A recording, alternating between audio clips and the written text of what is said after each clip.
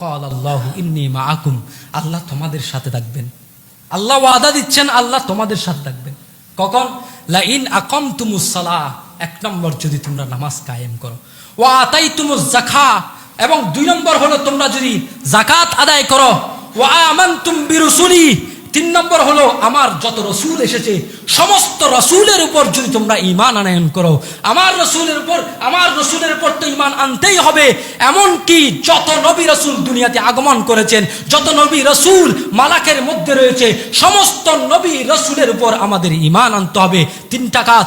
চার নম্বর বলেছেন ওয়াজ্জারতুমুহুম, যদি নবী রসুলদেরকে সম্মান করো, নবী রসুলদেরকে যদি তোমরা সম্মান করো, ওয়াকরাতুমুল্লাহ করদান হাসানা, আল্লাহকে যদি কর্জে হাসানা দাও, আল্লাহকে যদি সদকা দাও, মানে আল্লাহকে তো কর্জ দেওয়া যায় না। আল্লাহকে কর্জ দেওয়ার অর্থ কি? যে আল্লাহর অসহায়গ্রস্ত বান্দা, আল্লাহর যে বান্দা দুর্বল অসহায় আপনার দুয়ারে এসেছে, তাকে ফেরত না দেওয়া, তাকে সহযোগিতা করা, এই পাঁচটা গুণ যদি আপনার কাছে থাকে, আল্লাহ তাআলা বলছেন যে লা উকাফিরান্না আনকুম সাইয়্যাতিকুম, আল্লাহ তাআলা অবশ্যই তাদের থেকে তোমাদের যে সাইয়্যাত, তোমাদের যে গুনাহ, এগুলোকে মুছে দিবেন। চিৎকার দিয়ে বলি সুবহানাল্লাহ।